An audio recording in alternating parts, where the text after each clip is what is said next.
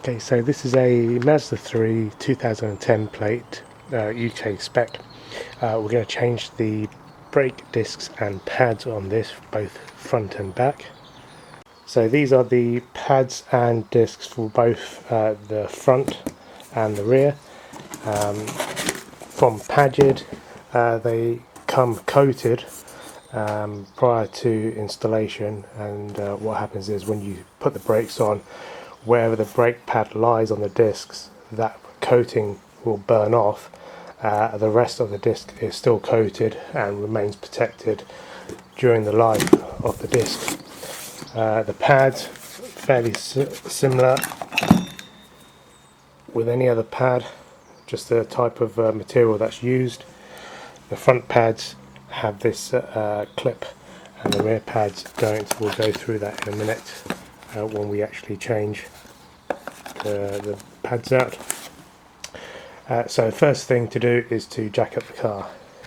So this vulcanized rubber will sit on top of the jack, and you'll be able to lift up your car. You can use the manufacturer's jack if you want to, but I prefer to use a trolley jack. Is much quicker. So I've still got my winter tyres on this vehicle. What you want to do is jack it up a little bit before the tyre lifts off the ground, loosen up the bolts, and then jack up all the way and remove all the bolts and the tyre as well.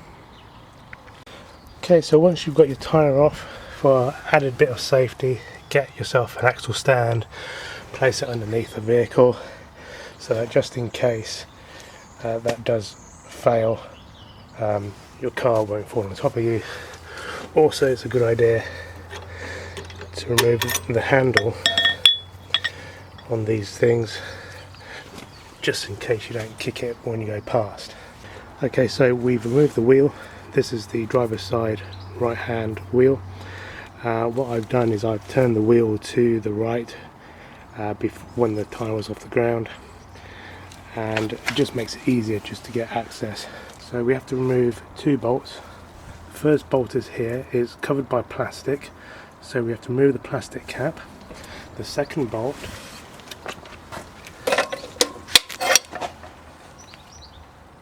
is located underneath, just one here, same thing, plastic cap. So just get a small head screwdriver, insert it in between the gap, prise it off, and that's it. It's really just to protect any dust getting inside. So now we're going to do the same for the one underneath. It's just located at the bottom, and that's all we do. So now, if I can get the lighting correct,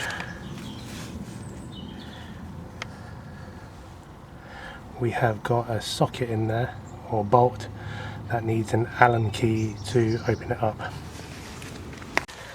So this is a size 7 in my Allen key set. You can hopefully see that. I'm just going to place it in the back, and all you have to do is push down, because tightening is in the clockwise, untightening is anti-clockwise, and just push down to open. Okay, so I'm going to open both the bottom and the top. Okay, so I've removed the bottom and the top. They both look similar, but keep them separate so that you know where you go, or where the bolts go. Next, if we look on the outside, there's a spring here. I want to try and remove that. I use the flathead screwdriver, and I just gently prise this out.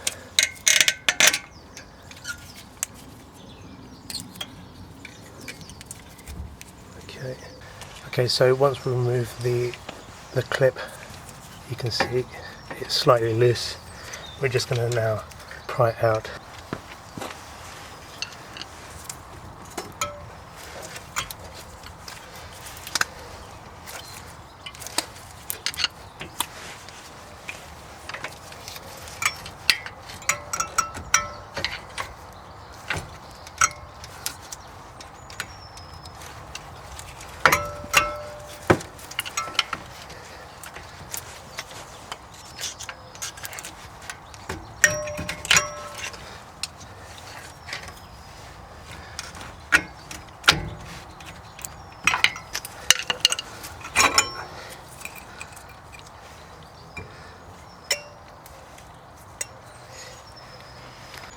So you can see we've now taken off the caliper. We've got one brake pad still inside, that's got the spring in. We'll talk about that later. And what we're going to do now is suspend this caliper off the spring at the top using a bungee rope or any type of rope. Okay, so I've just got a bungee rope, hooped it through the caliper, so that's the one brake pad. So with this brake pad, just going to ease it out with a screwdriver, and you can see that has worn down quite a bit. We're also going to remove this brake pad. We'll just pull it out. We've got the clips in the back, they fit inside, and we'll also have to push this back as well, which I'll show you how to do in a minute. So before we change the pads out, we need to change the disc. We have to remove two more bolts. One bolt is located just here, and the other bolt is just underneath, just here.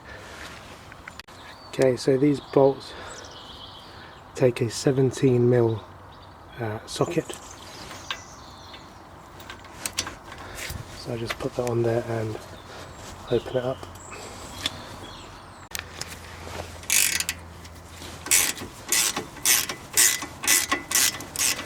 So I'll do the same for the bottom and this one at the top. Okay, so I'm just loosening the top one, and you can see that this is now coming off, or becoming loose.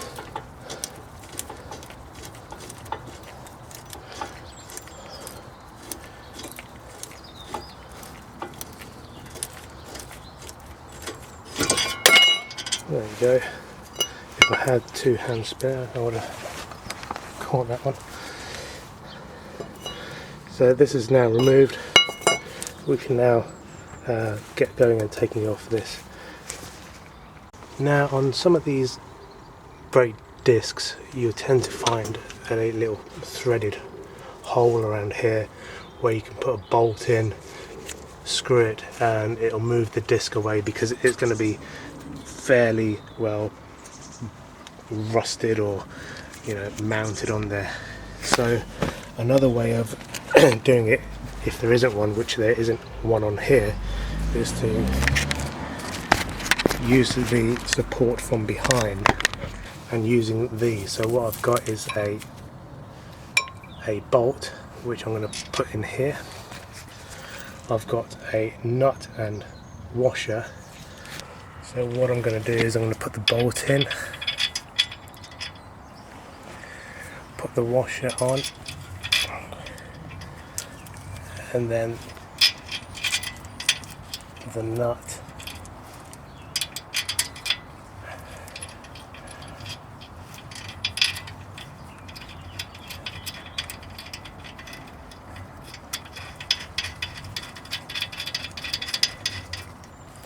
And you can see that I'm going to hold this nut here. I'm going to tighten up this bolt, and it's going to push the disc out.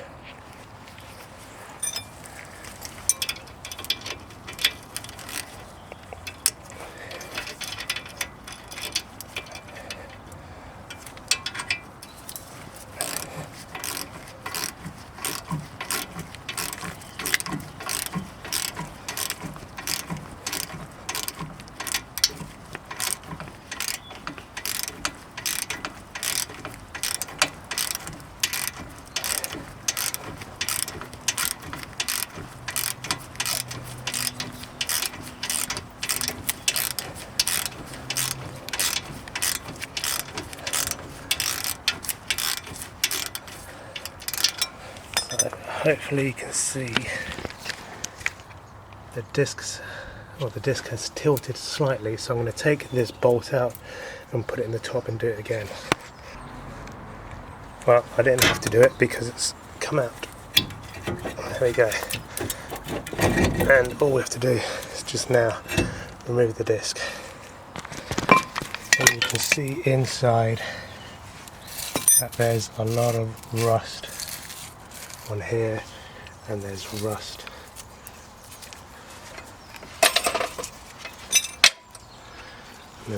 on here, and it's just rusted on, so I'm going to clean that up with a wire brush and then move on from there. So once we've cleaned it up, we need to push the cylinder back. Before we do that, we need to open up the brake fluid reservoir cap. Here is the cap. I've already loosened it. Just place it on top so no debris go in. It's located near the suspension mount, or is where the water coolant goes, opposite that. So in order to compress it, I'm going to use the old brake pad. I'm going to place it on top. Doesn't matter which one you use. For the front brakes, you just need to compress it. For the rear brakes, you need to compress it and turn it. That's because the handbrake is connected to that, the rear brakes. So I'm just going to use a clamp just to compress that.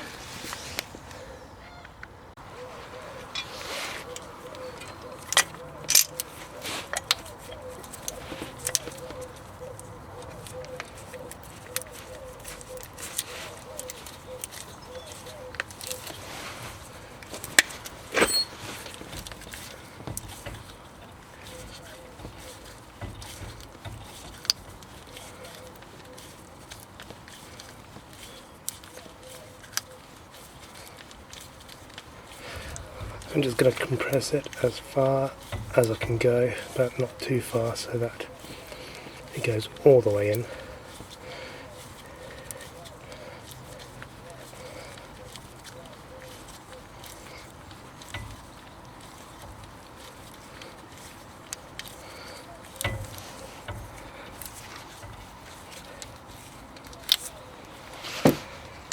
So hopefully you can now see that's gone in a long way. I'm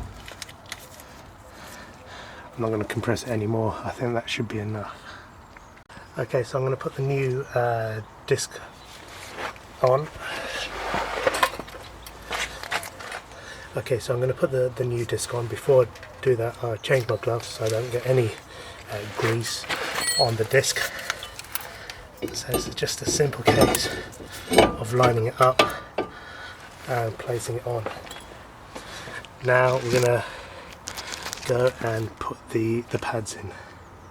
Okay, so this is one of the first pads. It looks pretty much identical. You've got the clip that fits into the piston hole, and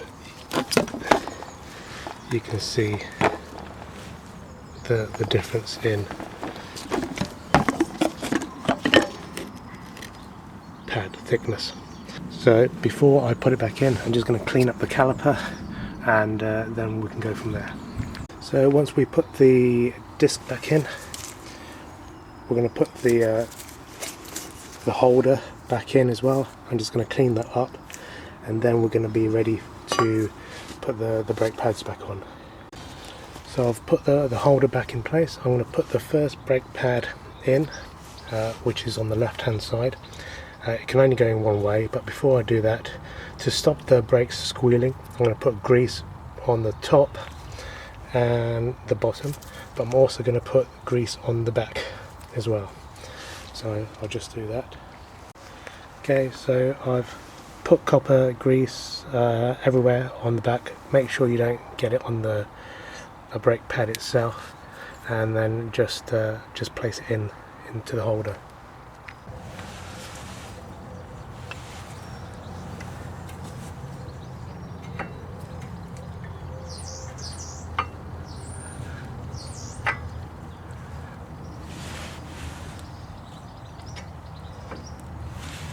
And that's all there is to it.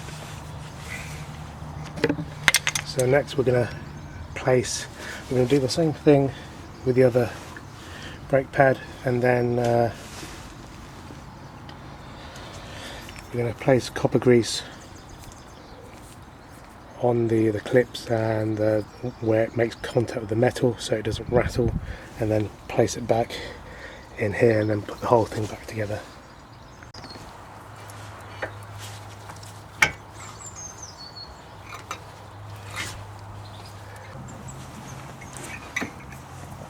So once that's in place, you can get the bolts that you took out before and slide them back in and tighten them up. Okay, so once you've put the pad, the caliper back in and done the bolts up, we want to put the spring back in. So what you want to do is on the bottom one, place it through a hole and make sure the spring goes behind the holder.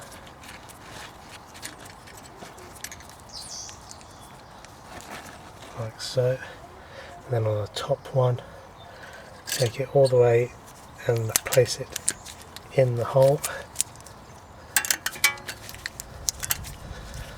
And now what you want to do is take the top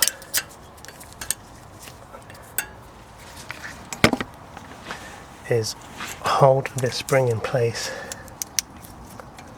take the top,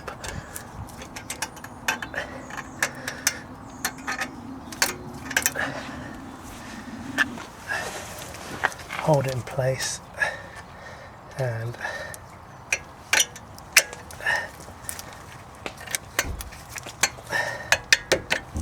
take the top and put it in, and that way this isn't going to move. The left hand side of the vehicle, the front left, is exactly the same, so I'm not going to video record that one. The rear one I'll do now. Okay, so I'm working on the passenger left side rear brakes. I've taken off the wheel. You can see it's a much smaller assembly, but it's pretty much the same. You've still got the spring, you've still got the bolts, which are covered by dust caps, top and bottom. So all you have to do is remove the dust caps, open these bolts up, take off the spring and remove the caliper. So exactly the same as the front, but just a smaller assembly.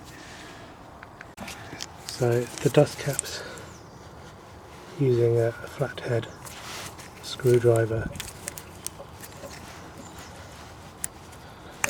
just take them off. Same for the bottom one as well.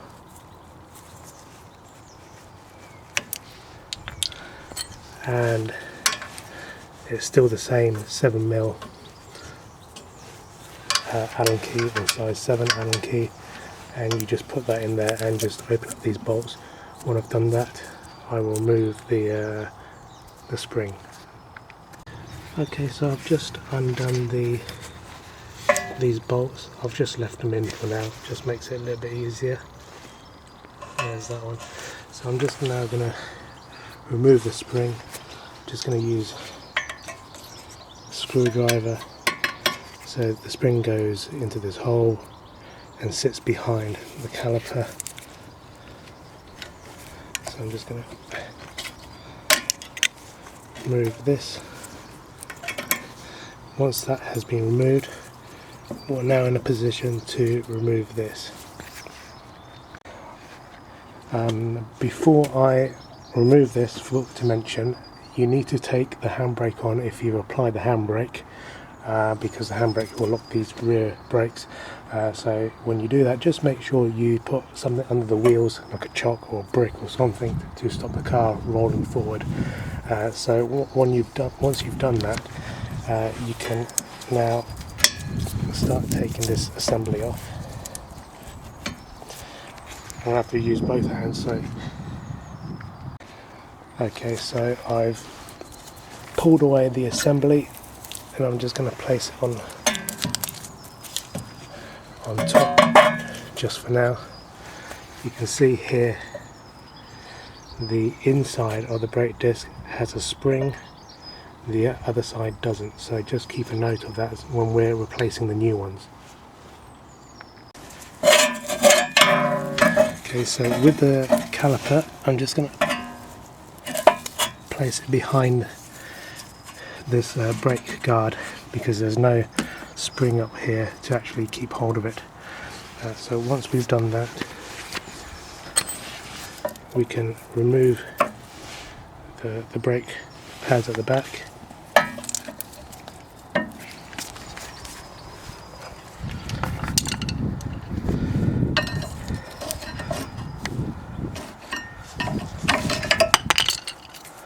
So you can see these have still got a fair amount of pad left on them. But okay, so once you've removed the caliper, the holder needs to be removed so you can replace the disc.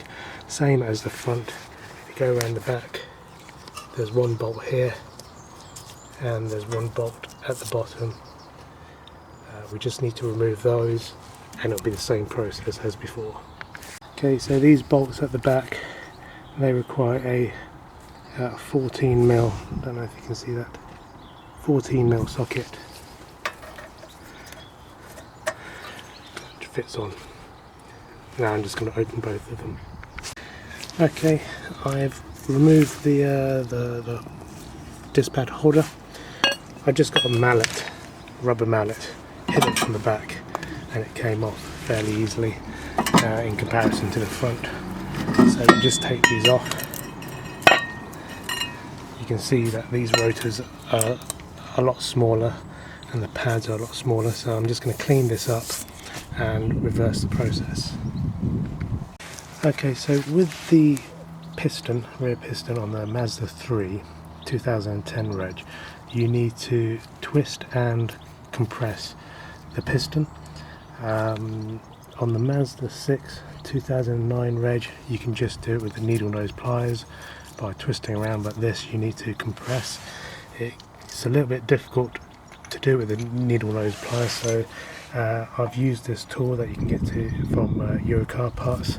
You place it within the caliper and you just twist, and these little stubs will fit into the two holes that are in the piston, and they will turn the piston as well as compressing. So when it's compressed, you can then put the caliper back on. So before I put the pads back in place, I cover them in copper grease, especially on the ends where they're in contact with the metal. The spring pad goes on the inside and the one that doesn't goes on the outside. And then you can just do the reverse, same as the one brake pads at the front, and just put the whole thing back together again. One of the things I didn't show you with the brake pads at the front are the metal pins that I took out. I covered them with silicone grease, which you can get from Maplin's. I didn't use copper slip because this stuff is rubber, and the copper grease may react with it or harden the rubber in some way. So I've used silicone grease to grease it up to allow the thing to move.